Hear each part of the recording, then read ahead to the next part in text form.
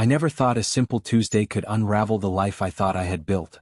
My name is Daniel and I've been married to Evelyn for 14 years.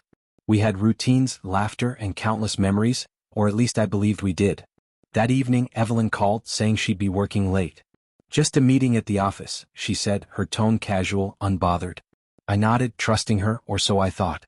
But something in her voice didn't sit right, a subtle edge that set off alarms in my mind. I tried to ignore it. I focused on finishing dinner, tidying up the house, pretending to concentrate on my tasks. But the uneasy feeling lingered, growing with every passing hour. Something was off. Around 10, curiosity and suspicion pushed me to check our joint calendar and emails. That's when I saw it. A hotel reservation in her name, not for a business meeting but for a room downtown. My stomach dropped. My first instinct was disbelief. She couldn't possibly, could she? I didn't confront her immediately. I stayed calm, observing, piecing together her movements, her excuses, her patterns over the past weeks. Little inconsistencies suddenly clicked into place. Unexplained late nights, sudden meetings, unusual phone calls. Everything pointed to one unavoidable truth: betrayal. By the time I had processed it, the choice became clear. I wasn't going to yell, beg, or plead. Anger was temporary. The real power was in clarity, in calm, and in decisiveness. I made my plan. I waited until her meeting ended, then drove directly to the hotel. I parked discreetly, watching the entrance, letting the reality settle in. When I saw her enter with another man, a colleague, perhaps more, I felt the surge of confirmation, the final piece of the puzzle falling into place. The key wasn't confrontation yet. It was observation, control, and precision. I had to maintain composure. I needed the moment to unfold perfectly, the emotional weight to land fully when I acted. I stepped out of the car, walking toward the lobby with a quiet determination, holding the envelope containing the divorce papers. The weight in my hands felt symbolic, every betrayal, every lie, every deceit packed into those sheets of paper. I approached the front desk calmly. Evelyn's eyes met mine when she realized who had arrived. Shock flashed across her face, her confident facade cracking instantly. I didn't say a word. I handed the envelope to the clerk, signaling the start of a reckoning she hadn't anticipated. Evelyn froze for a moment, the confident mask she wore for years finally slipping. Her companion looked equally startled, unaware that the casual night had just taken a sharp turn. I stayed calm, walking with measured steps toward the hotel elevator, every movement deliberate, controlled. Inside the elevator, I could hear her stammering, her voice trying to justify, to explain, to spin the narrative. "Daniel, this isn't what it looks like." I let her words die in the air. I didn't respond. My silence carried more weight than any argument could. The betrayal wasn't just about this night, it was the accumulation of months of deception, of hidden phone calls, excuses, and lies that had hollowed out the trust in our marriage. As the elevator dinged and the doors opened to her floor, I followed her up, never breaking my composure. I knew the confrontation needed to be precise, impactful, undeniable. The envelope in my hand, the divorce papers, was more than legal paperwork. It was the embodiment of every lie she had told, every secret she had kept, and every moment of respect she had taken for granted. She led the way to the room, trying to mask the panic she felt, but it was futile. Her eyes darted nervously as if searching for an escape that didn't exist. When we entered, I let the moment linger. I observed her, the man beside her, and the shattered calm that had once been her armor. "Evelyn," I said slowly, letting each syllable resonate. "You told me you'd be working late.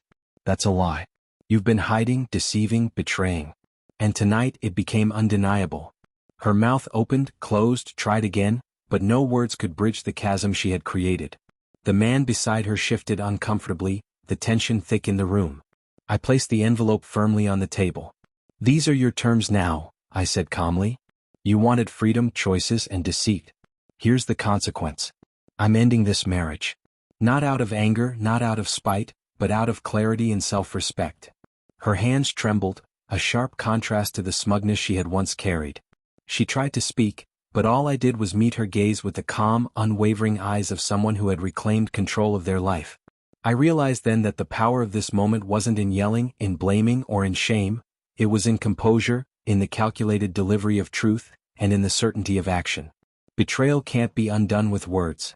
It can only be met with decisive, measured response. I turned to leave, my mind clear, my heart heavy but resolute. The sound of the hotel room door closing behind me echoed as a reminder. Some endings are not dramatic, they are deliberate, and that is what gives them weight. As I stepped out of the hotel room, a strange calm washed over me. The tension of the night, the betrayal, the lies, all of it felt weighty but manageable. I realized the real power wasn't in confrontation. It was in clarity, in taking control, in reclaiming my life with dignity intact. Driving home, I replayed every memory, every red flag I had ignored, every subtle lie she had told over the past months. It wasn't just tonight, it was everything that had led to this point. And yet, I didn't feel consumed by rage. Anger is temporary, control is permanent. That was the lesson I carried forward. By the time I arrived home, the adrenaline had settled. I placed the divorce papers on the kitchen table, a quiet monument to accountability and honesty. This was the end of a chapter that had been built on deception, and the beginning of one where I would reclaim my peace and self-respect. Evelyn called me later, her voice trembling. "Daniel, can we talk? Please." I listened for a moment, hearing the desperation, the regret, the attempts to manipulate. I didn't respond immediately. The silence spoke volumes. Finally, I said calmly, "There's nothing to talk about. The truth has already been spoken, the consequences delivered. This is your choice, you made it. I am simply reclaiming my life." Her sobs filled the line, but they couldn't undo the past. They couldn't restore trust or respect that had been eroded over months of lies. I stayed composed, letting her words wash over me without affecting my resolve.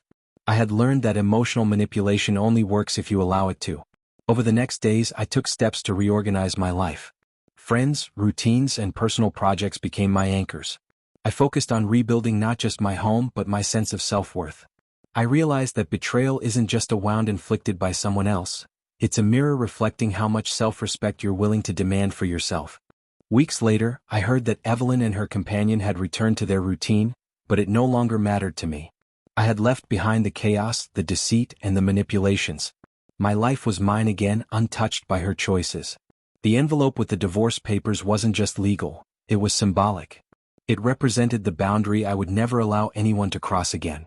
That night, I sat by the window looking out at the city lights, feeling an unusual serenity. The lessons of betrayal, control, and composure had reshaped me. I didn't need revenge to feel powerful. I didn't need anger to feel justified. All I needed was clarity, decisiveness, and the unwavering commitment to honor myself above all else. And for the first time in months, I felt free. Truly free.